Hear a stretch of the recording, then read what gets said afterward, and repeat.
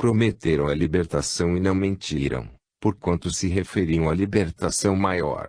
Não tiravam de Joana a esperança de uma libertação humana, para não a afligirem antes do tempo, para oferecer-lhe uma oportunidade de compreender seu novo esforço e amadurecer, gradativamente, para a grande ideia do martírio. Busca a fuga, espera a salvação material e essa interpretação lhe é deixada como uma doce piedade que mitigue sua paixão. Muitas vezes é benéfica a ignorância das disposições do destino. Certas ilusões da alma são frequentemente necessárias para que ela afronte situações que a amedrontariam. As vozes a encorajam a resistir até a libertação.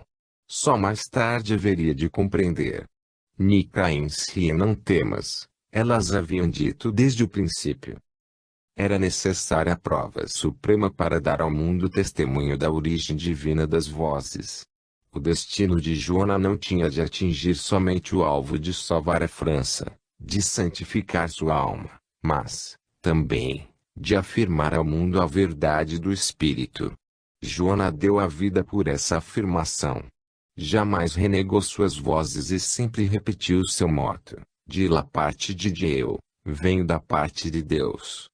E repete no final, se eu dissesse que Deus não me enviou, eu me condenaria. Verdadeiramente, Deus me mandou. Somente na jornada do cemitério de Saint-Ouen tem um momento de fraqueza humana. Seu cansaço cedeu em face a tantas pressões e astúcias. Talvez tivesse sido enganada com substituições de textos ou talvez se houvesse enganado ou pensado que aquela fosse a esperada libertação. Vacilou um momento, vencida pela vontade tenaz de seus juízes, que, no entanto, não passava de uma força que desejava a sua retratação para condená-la de qualquer modo. São bem humanos esses desânimos que obscurecem o senso de responsabilidade. Joana, porém, apenas readquire alguma força. Temeu, em face de suas vozes, por havê-las desmentido, embora por um momento, e imediatamente recobrou ânimo. E seu último grito, o maior lançado ao mundo, entre as chamas da fogueira de Rouen, foi: minhas vozes vinham de Deus. Testemunho solene, feito em face da morte, quando não se pode mentir, relâmpago de verdade eterna, descida como sempre de uma cruz, verdade provada com o martírio. Que diz a ciência dessa espécie de provas? Na apoteose do sacrifício, Joana reafirma, dando por isso a própria vida, as supremas verdades do Espírito, testemunhando que elas existem e se atingem através da dor. No momento supremo a pucela de Orleans encontrou o ponto de contacto que a une a Cristo, novamente penetra e se fixa, como força palpitante de vida, no plano divino da sua redenção. E Cristo é seu derradeiro grito, que é de vitória. Jamais na história, como neste caso, as forças do Espírito desceram tão perto da terra e numa luta corpo a corpo tão resolutamente se impuseram aos acontecimentos humanos. Jamais o contraste foi tão vivo, a intervenção tão evidente, nem os acontecimentos foram tão intensamente violentados pelos impulsos do imponderável. Os dois mundos se defrontaram e olharam face a face, desafiando-se. E o Espírito venceu. V. Técnica das Noures. Quando do estudo do meu pequeno caso nos elevamos à interpretação dos gigantescos casos da inspiração, devíamos ter percebido que a ciência com suas concepções é muitíssimo pequena para contê-los, pois eles envolvem algo de sobre-humano, indispensável para a sua compreensão, e fatores transcendentais que a ciência ignora. Existem no fenômeno elementos substanciais e determinantes que encontramos em todos os casos, que representam, portanto, suas características fundamentais, elementos não menos reais por serem imponderáveis, embora a ciência moderna, por suas premissas e orientações, se houvesse tornado incompetente para apreciá-lo. Para trazer o fenômeno aos termos da psicologia científica moderna, impõe-se uma redução, quase uma mutilação do próprio fenômeno, em seu aspecto técnico e mecânico. Qual é o da psicologia? É este lado particular, técnico e científico, do problema que vamos aprofundar neste capítulo. Buscaremos, simultaneamente, elevar a ciência infantil neste campo, até a compreensão destes fenômenos e das forças imponderáveis que os governam. Temos-nos movido, até agora, num campo supercientífico, num mundo de sonhos, de emoções e de esperanças, o mundo do espírito. Para quem o sente, tudo isso já é por si mesmo supremamente persuasivo. Agora vou mudar a engrenagem do meu pensamento e falar a quem não sente, a quem, para convencer-se, tem necessidade de tocar, medir, experimentar. Importa, porém, considerar aqueles fatores espirituais, embora exista quem os negue por não os possuir na própria consciência, porquanto constituem fatores integrantes do fenômeno, fundamentais na definição de seu desenvolvimento. De resto, já afirmei que eles são produto de estados evolutivos que se elevaram além da mediania. É óbvio, pois, que somente através de uma descensão eles se possam reduzir aos limites da psicologia normal da realidade sensória. Assim, pois, ao falarmos sobre vibrações e ondas, recordemos que apenas tocamos a fase perceptiva humana do fenômeno, a última e mais baixa zona da transmissão noúrica, seu termo inferior e seu momento final de chegada, que é o mais compreensível por ser o mais próximo da fase sensória que chega ao contacto humano.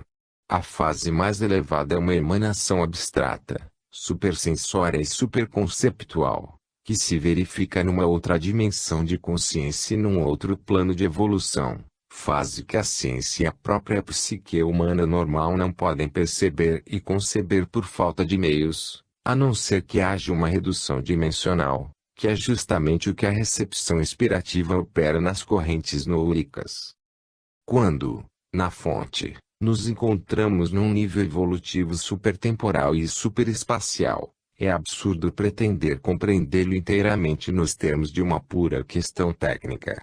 No seu estado de emissão, a nouri não é ainda pensamento, qual normalmente o concebemos. Para falar nos termos da psique normal, eu mesmo tenho de operar uma redução da emanação originária e de minha percepção dela à dimensão pensamento, que é um estado vibratório muito mais denso. Operar em um regresso involutivo ao mundo mais concreto das oscilações da matéria, vestindo a irradiação primitiva de um invólucro físico que lhe permita estimular a reação sensível da psique imersa nos centros cerebrais. Recordemos, pois que este estudo do fenômeno no seu menor aspecto técnico não o abrange senão no plano humano de chegada e não no sobre-humano, de partida. Neste estudo, a fim de atingir a solução desses inexplorados problemas, para a qual não encontro no conhecimento humano elementos guiadores, servir-me-ei, quando não me bastarem cultura e razão, do método intuitivo e da pesquisa por captação de correntes noúricas. Neste momento, sinto que apenas possuo uma ideia vaga inicial do assunto, mas sei que, ao escrever, irei tendo resposta a cada interrogação. Ao estudar o fenômeno, em seus casos grandes e pequenos, já delineei uma sua interpretação sumária, nas características, que vimos retornarem com uma constância que tem um significado, traçamos uma linha fundamental de sua figura. Entre essas características, vimos estar em primeiro lugar a progressividade, pela qual defini o fenômeno inspirativo como um caso normal de sensibilização por evolução biológica continuada nos superiores estádios de evolução psíquica e ascensão espiritual. O caso, como evolução, e normal, como posição, em face da relativa da mediania, é supranormal. Trata-se de um processo evolutivo de desmaterialização do ser em planos superbiológicos, de um processo de purificação psíquica e orgânica, cujos fatores são dor, renúncia, regime de purificação passional e dietética. A esse respeito já falei nos capítulos, o fenômeno e o sujeito. Encontramos esses elementos na história dos grandes inspirados. Suprimindo-se esses fatores determinantes, naturalmente o fenômeno se detém ou retrocede. Estes conceitos, embora vão ter um campo supercientífico, possuem bases científicas, pois representam a continuação da evolução biológica darwiniana, evolução orgânica que, se deve continuar, como a lógica impõe, já não pode ser senão psíquica e espiritual. É necessário que a ciência materialista, se quer continuar seu progresso, compreenda justamente este problema da desmaterialização do organismo humano, obtida lentamente por progressiva atrofia de funções orgânicas e hipertrofia de funções psíquicas. Refiro-me a posições relativas ao momento evolutivo atual. Também isso é lógico e sobre o assunto já falei. Esses princípios gerais, como sempre sucede na natureza, passam por adaptações no caso particular, que é sempre de um tipo especializado, e permanecem verdadeiros, embora não apareçam no breve âmbito de uma vida. Falei em progressividade de sensibilização. E que é a evolução senão um processo de sensibilização contínua. Num primeiro plano temos o mineral, que também sabe modelar-se, sentindo a resistência do ambiente nas formações cristalinas. Depois a planta, com uma sensibilidade que abrange a vida vegetativa. Em seguida, o animal, que veio e houve em que se delineia o mundo sensório. Logo após, o homem, que da síntese sensória se eleva a uma interpretação racional da vida. Depois, o super-homem que, com a capacidade da intuição, supera os limites da razão e sente diretamente o universo. E poderíamos continuar com os seres incorpóreos chamados anjos, através de toda a hierarquia de sua elevação. O mineral se orienta, a planta sente, o animal percebe, o homem raciocina, o super-homem conhece por intuição. Eis a evolução da sensibilidade. Se com a civilização diminui a ferocidade é porque aumenta a sensibilidade, a qual é ela inversamente proporcional. Como se cultivam as plantas, cultivam-se os espíritos e se domesticam os animais. E a planta cultivada perde os espinhos, o animal domesticado, os instintos ferozes. Os homens civilizados se enobrecem nos pensamentos e nos atos. É um idêntico e universal processo de sensibilização esse, que absorve a ferocidade. Por isso, a sensibilidade dolorífica dos animais e dos selvagens é muito menor que a do homem civilizado. A reação investe sempre mais os estratos profundos. Os limites do universo são dados unicamente pela capacidade perceptiva e se dilatam à medida que essa capacidade aumenta. Notamos também uma outra característica do fenômeno inspirativo, comum a certos inspirados, isto é, a crise espiritual em que o fenômeno explode, após uma longa e invisível maturação. Essa explosão se liga a profundas deslocações nos equilíbrios evolutivos e a novas estabilizações em planos mais elevados. Vimos, depois, o problema das melhores condições de ambiente e a importância deste para a pureza da recepção. Existe sempre, para todos os inspirativos, uma necessidade de solidão, que funciona como isolante.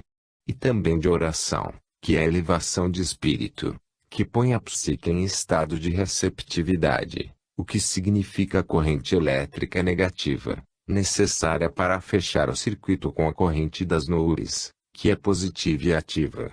A prece pode ser também um desejo, que auxilia a elevação da tensão nervosa necessária para atingir os planos superiores de consciência, mais sutis, porém, mais potentes, e que representam, portanto, em face das correntes nervosas no estado normal, correntes de alto potencial. Tudo que eleva o potencial nervoso facilita a recepção noúrica, porquanto dinamiza, e na evolução, a desmaterialização é proporcionalmente compensada por esta sua inversão dinâmica.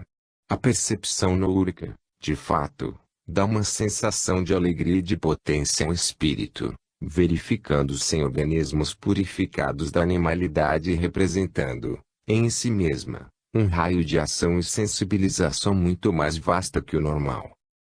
Descrevi minhas progressivas posições até alcançar a sintonização com a emanação noúrica, Processo de adormecimento da consciência, um potencial normal, e de ativação da consciência, um alto potencial, que momentaneamente neutraliza e reabsorve o funcionamento da outra. Começam a delinear-se aqui o significado e o porquê das condições do fenômeno. Nesta primeira parte do capítulo, procurei eliminar os aspectos mais espirituais e menos técnicos da questão, a fim de sondar o fenômeno até seu aspecto mais simples e esquemático, mais facilmente analisável, portanto. Das outras características, sumariamente indicadas nos primeiros capítulos, como captação consciente ativa das noures, individualidade ou natureza de sua fonte, minha capacidade de oscilação entre consciência e superconsciência, sintonização por afinidade entre centro transmissor e meu centro psíquico registrador, etc., falaremos no estudo técnico que se segue, que não poderia ser feito na primeira parte, preponderantemente descritiva, mas só agora, que já expus e fixei os elementos de fato. São dois momentos, estes, que tinham de ser bem distintos: primeiro, a descrição, e depois, a interpretação dos fatos, observação exterior de conjunto, a princípio, e penetração do significado, no final.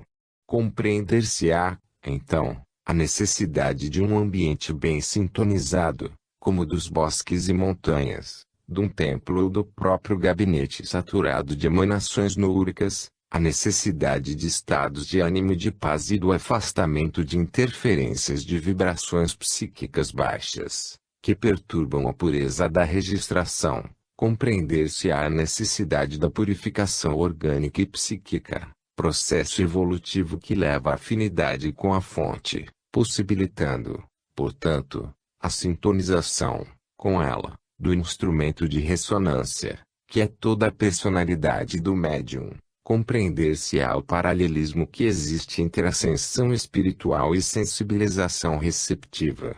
Compreender-se-á como instrumento, como tem acontecido com alguns místicos, possa a princípio interpretar mal, se ainda não se encontra bem maduro. Compreender-se-á, no meu caso, a transformação progressiva da minha mediunidade, de passivo e inconsciente, a princípio, a uma forma sempre mais ativa e consciente, em seguida. Compreender-se-á, finalmente, como todos esses fenômenos noúricos, não obstante a diferenciação individual que os separa, encontram sua unidade na grande corrente central que se chama Deus. Aprofundemos, pois, o aspecto técnico do fenômeno, focalizando novamente nossa atenção. Qualquer fonte de emanação irradia em torno de si um impulso que se transmite. Chamemos essa fonte de centro transmissor. Verifica-se por lei geral, em todos os planos de evolução, inclusive o superpsíquico e, portanto, superespaciais, este fenômeno de expansão cinética, que é um princípio de unidade e amor que coliga em suas partes e elementos todo o universo. Faltam-me palavras superespaciais, supertemporais e superconceptuais que me permitam exprimir-me, mas evito qualquer referência às dimensões espaço e tempo, que no centro transmissor não existem mais. Para entender também este aspecto técnico importa haver compreendido o universo, escalonado como é em suas fases evolutivas, que significam planos ou níveis de existência, de sensibilidade, de concepção. As fases mais concebíveis e mais próximas de nosso universo são matéria, energia e espírito. O universo físico evolve para o universo dinâmico, que evolve para o universo psíquico, mais além, evoluciona para planos superpsíquicos que, atual e normalmente, constituem para o homem o inconcebível.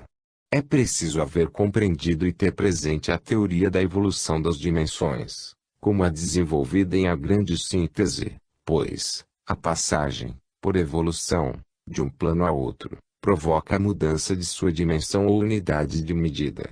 Volvendo ao conceito inicial, aquele princípio de radiação lança, nas várias dimensões de evolução, emanações que, ao encontrarem um centro sensível, podem ser registradas. Veremos, Depois, se trata de recepção passiva ou de captação ativa. Este segundo centro é o instrumento receptor.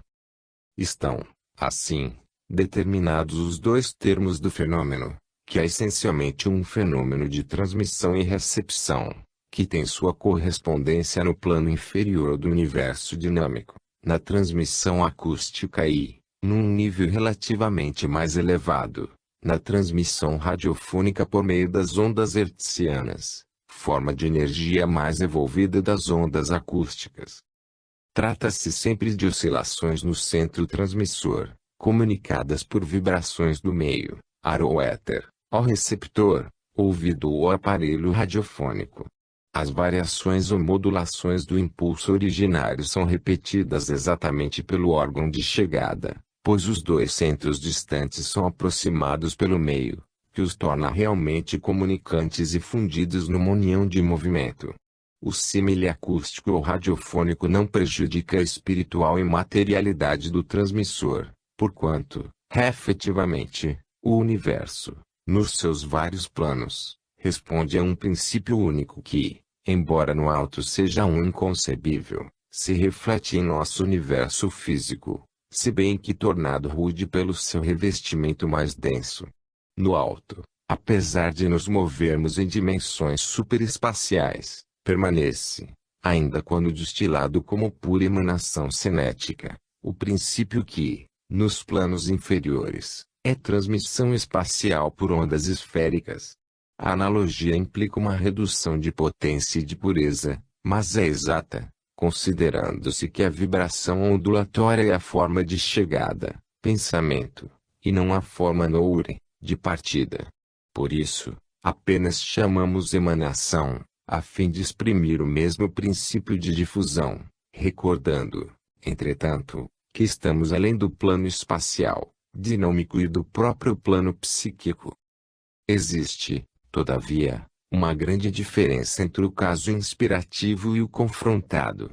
Ao passo que neste, transmissor e receptor se localizam ambos no mesmo plano de evolução, dinâmico. No caso inspirativo, os dois termos comunicantes estão situados em dois planos diversos de evolução e, portanto, em duas dimensões diferentes. Na recepção radiofônica, o período final é acústico como o inicial. A vibração acústica originária é transformada em vibração elétrica para retornar, finalmente, acústica. E tanto melhor será a recepção quanto mais o fenômeno final se identificar com o inicial. Houve apenas uma transformação da forma dinâmica menos evolvida e, portanto, mais lenta, menos ágil e veloz porque mais aprisionada na matéria. O som-traço, na forma elétrica, mais evolvida, mais rápida, mais livre da dimensão espacial e que, portanto, domina um campo espacial muito mais amplo. E nisso consiste justamente a utilidade e o progresso da descoberta. Na recepção ultrafônica temos muito mais. Não existe apenas uma transformação temporária, com o objetivo único de transmissão, para voltar ao ponto de partida. Em radiofonia há uma permanência no âmbito da dimensão espaço-tempo do mundo dinâmico. Em ultrafonia atravessa-se uma mutação muito mais substancial e profunda, que não é uma simples transformação de ondas acústicas em elétricas e vice-versa, nem uma simples transmissão espacial. A fonte inspirativa se localiza numa outra dimensão e a transmissão não se dá num sentido espacial, isto é, no campo da mesma dimensão-espaço, porém, através de diversas dimensões. Como já disse, aqui, os conceitos científicos não bastam e é necessário que a ciência faça estes conceitos transcendentais, indispensáveis à compreensão também do aspecto técnico do fenômeno. O centro genético das emanações noúricas não possui nem os caracteres do mundo dinâmico nem os conceptuais do mundo psíquico e humano, mas está situado numa dimensão superconceptual de caráter abstrato, onde se encontram os princípios universais. A fonte não vibra, não irradia vibrações no sentido por nós conhecido, sejam elas embora de pensamento, Não transmite ondas de energia na dimensão espaço-tempo, mas emana um ki absolutamente imaterial, um impulso, uma potência que não se pode definir com os atributos das dimensões do nosso universo. Dessa sua dimensão mais elevada, a emanação deve descer. Essa potência deve precipitar-se sobre a dimensão conceptual do pensamento humano e a chamada recepção não pode realizar-se senão em virtude dessa descida. O fenômeno muito mais complexo da inspiração, e que a distingue da radiofonia, é justamente este. Os dois termos do circuito estão qualitativamente distantes e, portanto, a comunicação, que determina a repetição do impulso originário no receptor, não se pode estabelecer senão através de um processo de transformação dimensional. Este processo no único poder-se-ia comparar ao de um transmissor que pensasse ou compusesse diretamente em ondas hertzianas que, para serem percebidas no plano sensório, devem sofrer uma transformação involutiva até se tornarem energia mecânica, vibração da membrana microfônica e, finalmente, sonora. Para unir os dois polos do circuito é necessário realizar esta inaudita operação, que é a passagem de um plano evolutivo a outro, o que significa mudança de substância, de uma outra forma sua noutros termos, para exprimir a emanação originária como pensamento, dentro do concebível humano, importa operar uma redução de dimensão. Essa descida à Terra significa que aquela potência tem de percorrer um regresso involutivo, esta é a condição para que ela possa manifestar-se na dimensão humana do inteligível. Essa redução de dimensão e esse regresso involutivo são um processo de íntima transformação da substância cinética da forma radiante e se realiza não no espaço, mas atravessando várias dimensões de diversas fases evolutivas para chegar, sozinho, ao termo de sua transformação, a nossa dimensão e fase de evolução. O caminho não é, pois, percorrido em sentido espacial mas, sim, em sentido evolutivo, isto é, ao percorrer a dimensão evolução, envolvendo-se ascende para o transmissor e envolvendo-se desce para o receptor. Como vemos, não obstante a correspondência entre os vários planos, inevitável num universo orgânico regido por um princípio unitário, o fenômeno inspirativo é bem mais profundo e complexo que o fenômeno radiofônico. Se, por exemplo, em telepatia se pode falar de ondas pensamento porque existe pensamento, na inspiração falar de vibrações é um absurdo, porquanto a dimensão da zona psíquico-conceptual foi superada. Direi mais exatamente. No fenômeno inspirativo não encontramos a forma vibratória da onda pensamento senão na extrema fase da recepção, no final da redução involutiva, qual último derivado, por continuidade, da emanação original traduzida em termos do pensamento humano. Por tudo isso se compreende quanto estes fenômenos superam a psicologia experimental de gabinete e como é necessário, para seu estudo, que a ciência se afine e faça seus esses elementos do transcendental. As duas estações estão, pois, situadas, uma, na fase evolutiva é o plano dinâmico, se trata de mediunidade à base de percepções sensórias, ou psíquico, se trata de conceitos como na mediunidade intelectual e inspirativa, isso do lado humano, a outra, do lado super-humano, está situada na dimensão superconsciência, que supera do psiquismo humano. Não me refiro à mediunidade barótica ou física, em que o transmissor pode encontrar-se no mesmo nível humano ou ainda inferior a este. E se evolução é desmaterialização e espiritualização, a comunicação entre o transmissor envolvido e o receptor humano relativamente envolvido não se pode realizar senão materializando a emanação, o que significa a redução de potência e revestimento do conceito abstrato, sintético, instantâneo com a forma do pensamento objetivo, analítico e progressivo na palavra. Qual é o humano? Vejamos, agora, como se pode estabelecer a comunicação entre os dois centros. É evidente, que sendo o universo sempre todo presente em suas várias fases evolutivas e dimensões que os seres atravessam no infinito, o limite do perceptível somente existe nos meios individuais de percepção e não nos fenômenos. Assim, por exemplo, o ouvido humano não abarca senão uma determinada amplitude na frequência de vibrações dos sons, além da qual não há percepção. É óbvio também que, como com a criação de novos instrumentos e recursos de pesquisa se alcançou a revelação de um novo mundo, do mesmo modo toda extensão de sensibilidade desloca o limite do cognoscível, que é justamente uma função daquela, um relativo suscetível de contínua evolução. O perceptível, pois, não tem fronteiras em si mesmo, mas apenas na relatividade de nossa posição evolutiva. Se esta se eleva, automaticamente também se dilata o perceptível. Já expliquei como evolução é progressividade de sensibilização. A percepção e a concepção do universo são, portanto, relativas à sensibilidade individual, e mudam, dilatando-se, com o progredir desta. Amplia-se a visão do universo à medida que a consciência evolve. Do mesmo modo, também, o concebível é progressivo, a visão da verdade é relativa à potência individual e não pode ser atingida senão por sucessivas aproximações. Se quisermos traduzir graficamente o conceito, poderíamos graduar a sensibilidade progressiva do ser em evolução ao longo de uma escala, nesta ordem: mineral, planta, animal, homem, super-homem, capazes de responder a uma gama de radiações sempre mais vasta e profunda.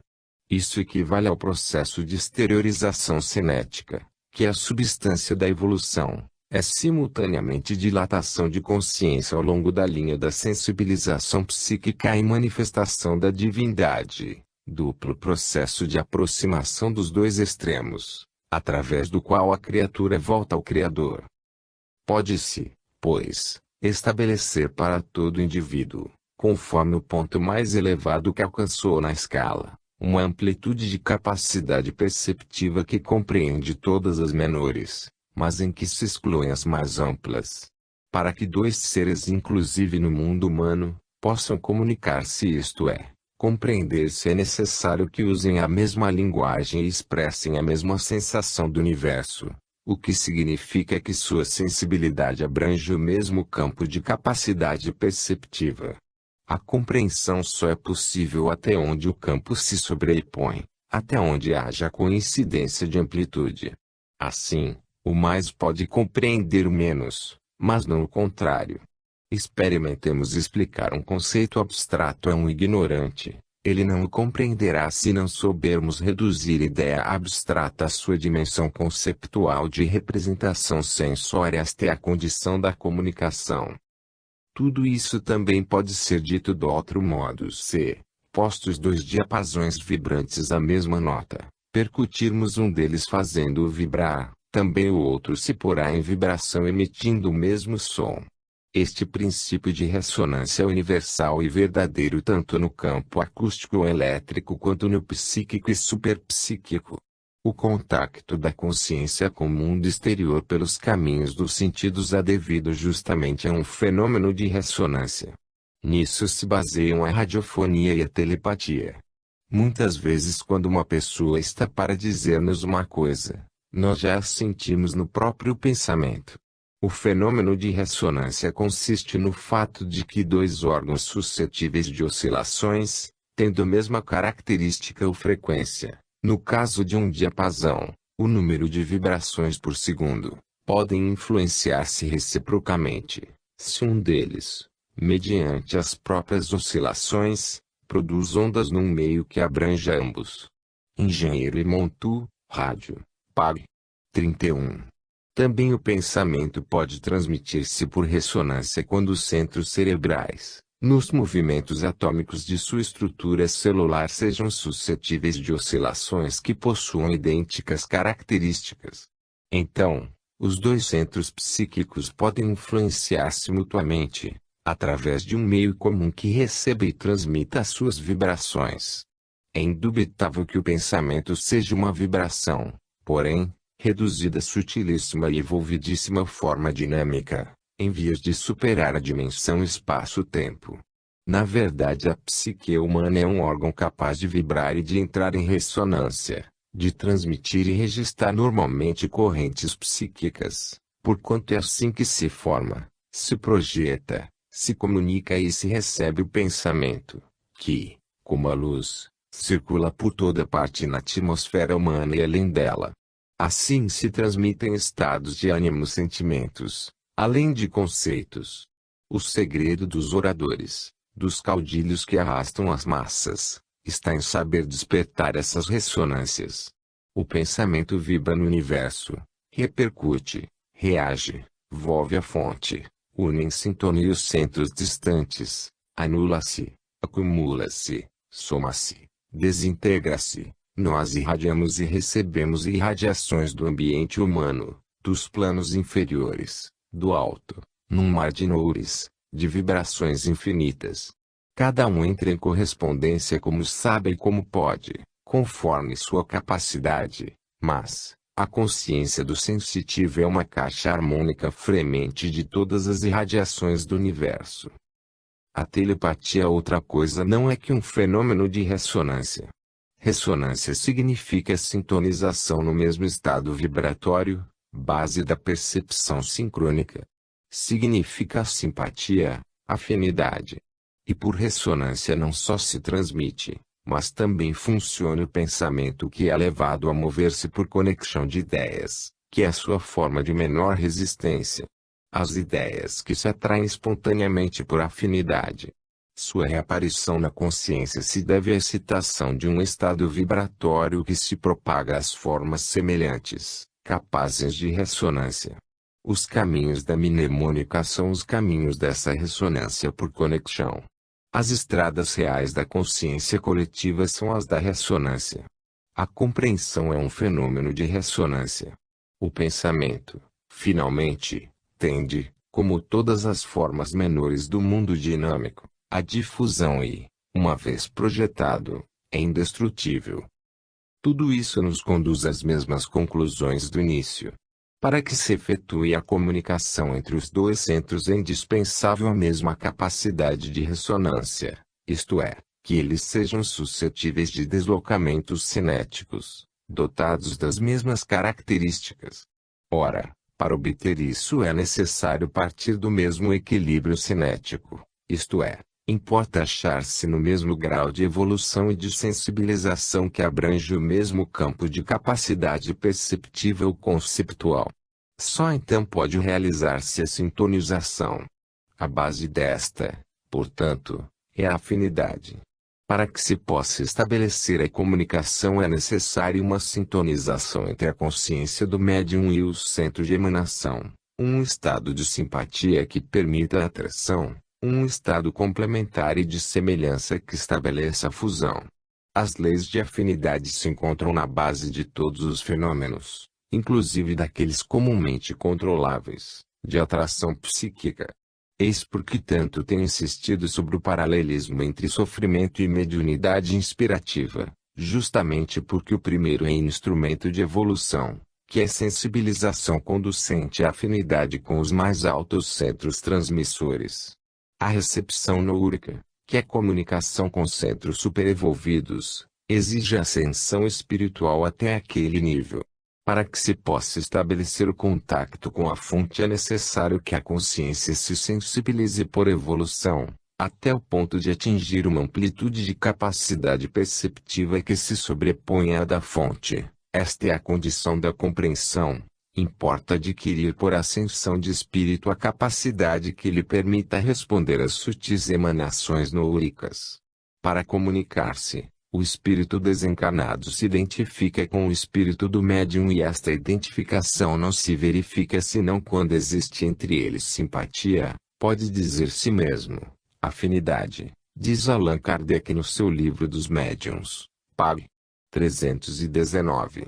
A alma exerce sobre o espírito livre uma espécie de atração ou de repulsão, conforme o grau de semelhança ou diferença entre eles. Ora, os bons sentem afinidade pelos bons e os maus pelos maus, donde se segue que as qualidades morais do médium têm uma influência essencial sobre a natureza dos espíritos que se comunicam por seu intermédio. Se ele é vicioso, em torno dele se agrupam espíritos inferiores, sempre prontos a tomar o lugar dos bons espíritos que foram chamados. As qualidades que atraem, de preferência, os bons espíritos são a bondade, a benevolência, a simplicidade de coração, o amor do próximo, o desprendimento das coisas materiais. Os defeitos que os afastam são o orgulho, o egoísmo, a inveja, o ciúme, o ódio, a cupidez, a sensualidade e todas as paixões por meio das quais o homem se prende à matéria. Todas as imperfeições morais são outras tantas portas abertas que dão acesso aos maus espíritos. Temos, portanto, dois centros, transmissor e receptor, situados em planos diversos de evolução. Comunicam-se pelo princípio de ressonância, que se dá somente quando existe a capacidade de vibração em uníssono, o que sucede, por sua vez, apenas quando os dois centros se encontram no mesmo nível evolutivo, isto é, de sensibilização, perfeição moral e potência perceptiva conceptual. Kardec considera particularmente o lado moral da afinidade, mas evolução é a ascensão de todo o ser e implica também uma sensibilização às ressonâncias mais sutis, uma expansão perceptiva e uma potencialidade conceptual. O fenômeno da mediunidade intelectual inspirativa é, pois, um fenômeno de sintonização, cuja condição é a afinidade. O problema da comunicação reside, portanto, na afinidade. Há uma distância qualitativa, de capacidade de correspondência, entre os dois centros e é preciso preenchê-la. Para sua união, em sintonia, se impõe, então, uma transformação e são dois os casos. Ou a transformação se processa por obra do transmissor, que envolve suas emanações. Os dois centros são ativos e conscientes, até o nível perceptivo sensório do receptor, e este é o caso das audições acústicas, visões ópticas e outras percepções sensórias de vários místicos, cuja fonte, embora de efeitos físicos, se distingue sempre das produções barôticas pela elevação da proveniência demonstrada pelo tipo de aparição e pelo seu elevado conteúdo moral. O encontro pode, assim, dar-se também no plano sensório humano, se esta é a via de menor resistência, dadas as características do médium. Este pode ser um santo do sentimento e da bondade e não da intelectualidade, não especializado, portanto, no lado psíquico, até a superconsciência. Ou então, segundo caso, a transformação se efetua por obra do receptor que pelo seu grau de evolução, sabe elevar-se por si mesmo até o plano conceptual do transmissor. Este é o meu caso de mediunidade intelectual inspirativa e consciente. Agora se começa a compreender sua estrutura e seu complexo funcionamento. Neste caso, a capacidade do médium consiste em saber a distância que o separa da fonte inspirativa, ascendendo ele próprio a escala evolutiva e alcançando a afinidade, que é base do fenômeno da ressonância, e isso no campo particular, moral, intelectual, artístico, heróico, que diz respeito à comunicação. O inspirado deve saber emergir ativo e conscientemente na dimensão conceptual própria do centro transmissor e, para atingi-lo, deve haver atravessado todo o tormento de sua purificação, porque só esta pode sensibilizá-lo até a captação das noures mais elevadas. Se, atingida a imersão numa atmosfera rarefeita, a recepção é espontânea, agradável, dinamizante, o esforço, não só da longa maturação evolutiva, mas também o imediato, de colocação em fase de alta sintonização e de atingir a necessária tensão nervosa em alto potencial, é todo do médium. E ele tem de manter-se, demorado e normalmente, em casos de registrações volumosas, naquele estado de tensão, tem de suportar sozinho, sem conforto e sem compensações humanas, A exaustão orgânica subsequente e a tristeza na solidão que sucede ao esforço supranormal. Atingida a noure, ele deve manter o contacto em perfeita consciência, tudo relacionando e conservando completamente a própria lucidez e potência de análise. Finalmente, embora emergindo numa diversa localização em fase de consciência, o inspirado não deve fechar as pontes atrás de si e sim deixar unidas sua superconsciência e sua consciência normal, a fim de que seja possível, após haver subido evolutivamente, descer involutivamente para transmitir à sua consciência comum e com esta aos seus semelhantes, o conteúdo de sua visão.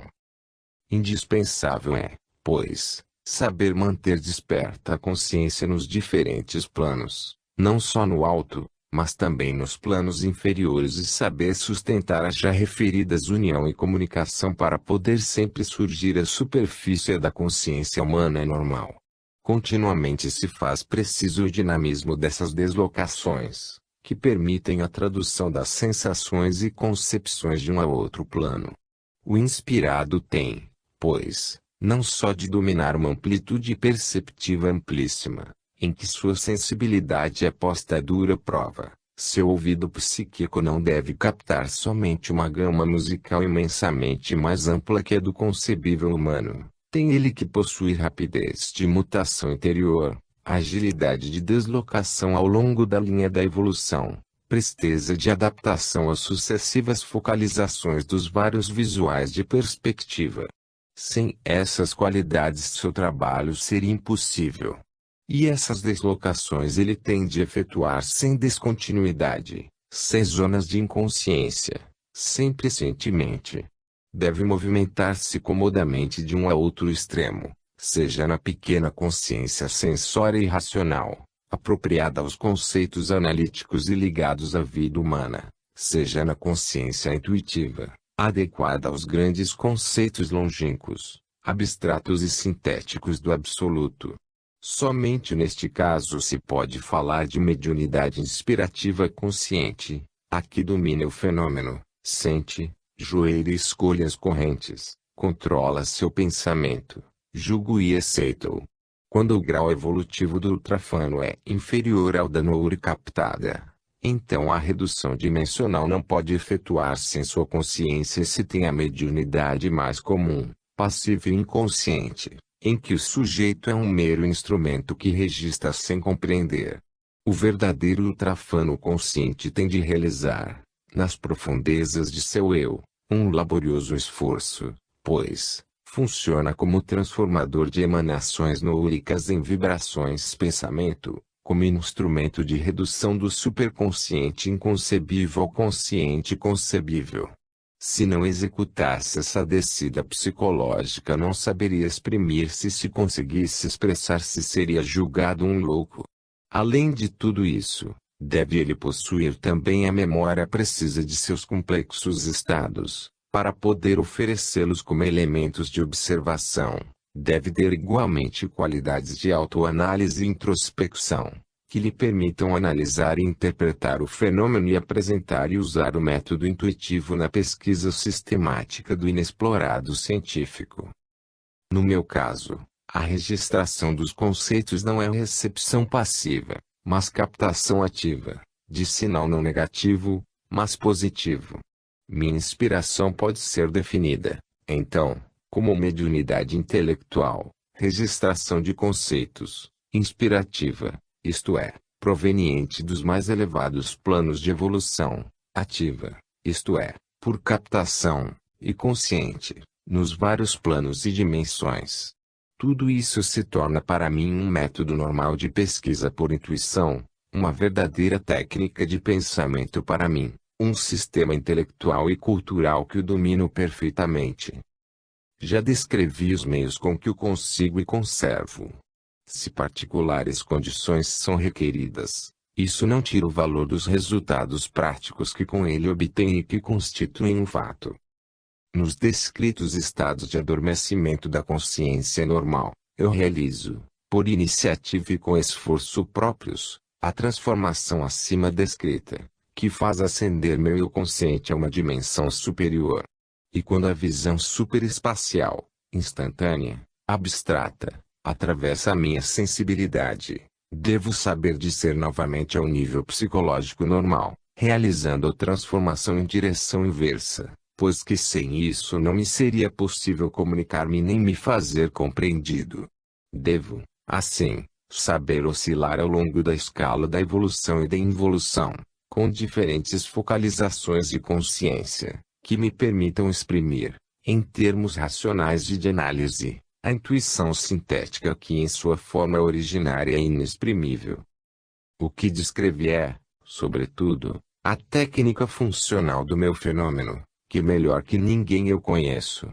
Assim, confiando-me, nos pontos mais salientes, a intuição, defini o problema, para mim também até agora incerto, de minha inspiração.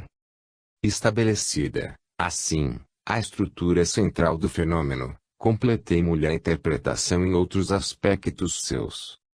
O pensamento é, portanto, totalmente humanoide e se comunica e ecoa de centro a centro. O universo está saturado de emanações conceptuais que são percebidas todas as vezes que o ser, por evolução, haja alcançado o grau de sensibilização suficiente para entrar em ressonância. No plano dinâmico e psíquico, o universo aparece ao sensitivo como um oceano ilimitado de radiações de todo gênero. Essas emanações, cada uma em seu nível em formas diversíssimas, obedecem ao mesmo princípio universal de expansão, coligam o universo em todas as suas partes e representam o órgão de sua sensibilidade física e psíquica. Quando mais se acende evolutivamente, mais sutilmente se sente o universo, mais claramente se percebe e concebe a si mesmo. A consciência altíssima que conhece todo o funcionamento do grande organismo é a ideia diretriz de Deus. E este o centro a cuja direção ascendem os vários planos da evolução, a meta longínqua a que tendem esses sobrepujamentos de consciência e de dimensões. Eis porque o conteúdo da mediunidade inspirativa é a revelação, eis porque ela conduz a unidade e a verdade. Isso nos faz compreender como somente em nosso mundo envolvido em que o pensamento é continuamente estorvado em sua circulação pelas resistências da matéria, ele se possa conceber aprisionado, separado na forma da individualidade humana. Somente nesses planos mais baixos o pensamento pode permanecer diferenciado, entre barreiras pessoais, mas no alto, ele circula livremente, fundindo com facilidade na mesma ressonância os centros hipersensíveis, que assim se unificam no mesmo modo de ser e cujo timbre é definido pela corrente de seu plano. Nesse nível a forma do ser é psíquica, não mais física, não é mais um corpo, mas um estado de consciência definido pela irradiação naturalmente dominante naquele plano, em que os seres automaticamente se equilibram, pelo seu peso específico, na escala da evolução.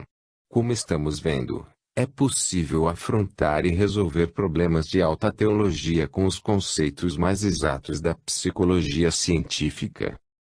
Pode-se, agora, melhor compreender o que já foi dito sobre o problema da individualidade do centro transmissor, o que já foi por outrem percebido, isto é, que essa voz inspirativa não deve ser entendida como um ser invisível individual, mas como uma emanação de energias espirituais fundidas num feixe.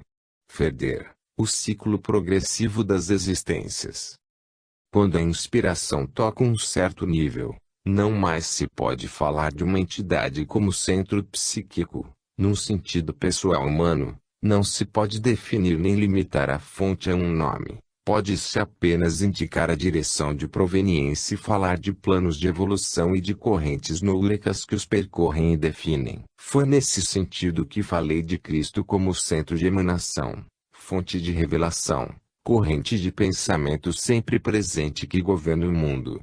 Somente esta concepção cósmica do Cristo, muito superior à histórica e humana, pode dar-nos o sentido de sua divindade e de sua presença, atividade e função histórico-social.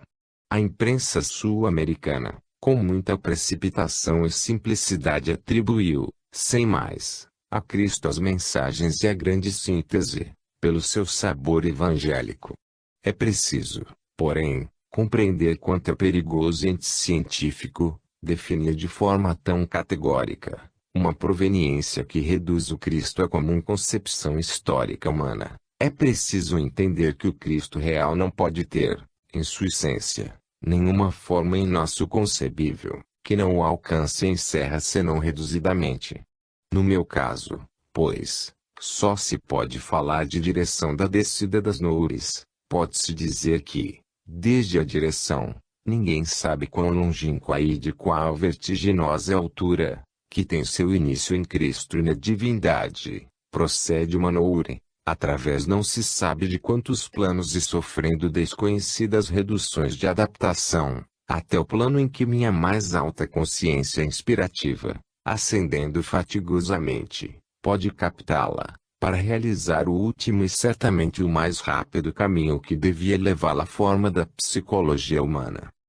A voz veio do alto e de muito longe, diz sua voz na mensagem do perdão. Não podeis perceber quão longo é o caminho que nós, puro pensamento, devemos percorrer a fim de superar a imensa distância espiritual que nos separa de vós, imersos na terra lodosa. Vossas distâncias psicológicas são maiores e mais difíceis de ser vencidas que as distâncias de espaço e de tempo.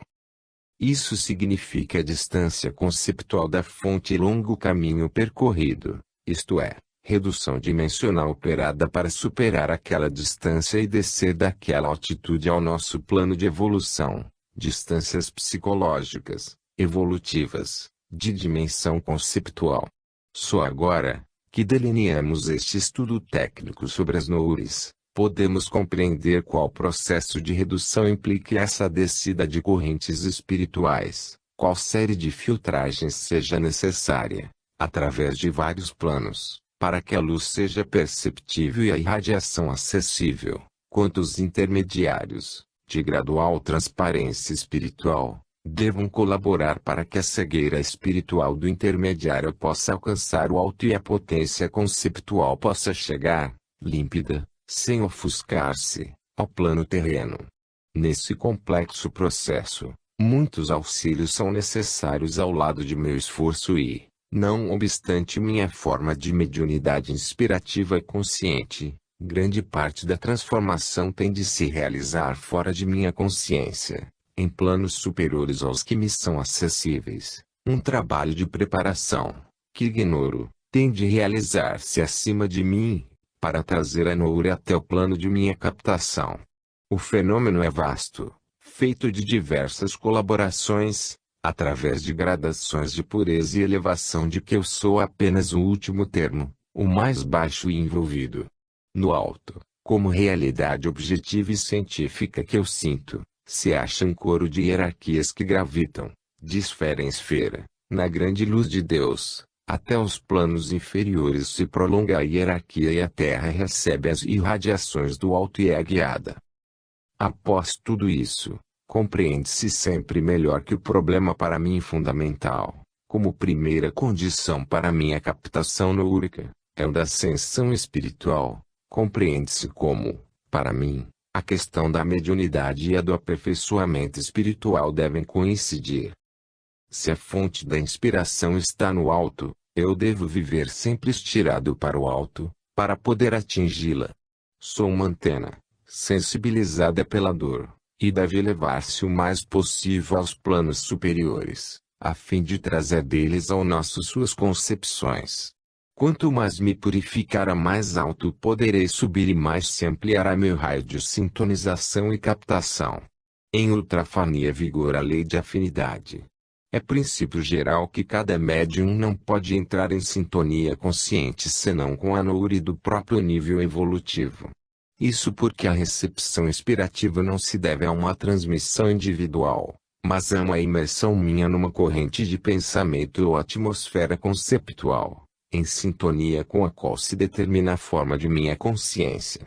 Por isso, se eu descer moralmente me dessensibilizo também e perco a consciência daquele plano de noures, densifico meu peso específico e perco a capacidade de mover-me naquelas alturas. Devo afinar diariamente o delicado instrumento da minha ressonância no sofrimento e no desapego, a fim de poder facilmente superar, sem correspondência, o mar das nouras envolvidas e barôticas que me circunda. Devo sensibilizar, cada dia, o ambiente para que, por diferença de sua natureza, permaneça surdo às vibrações mais baixas e se lance,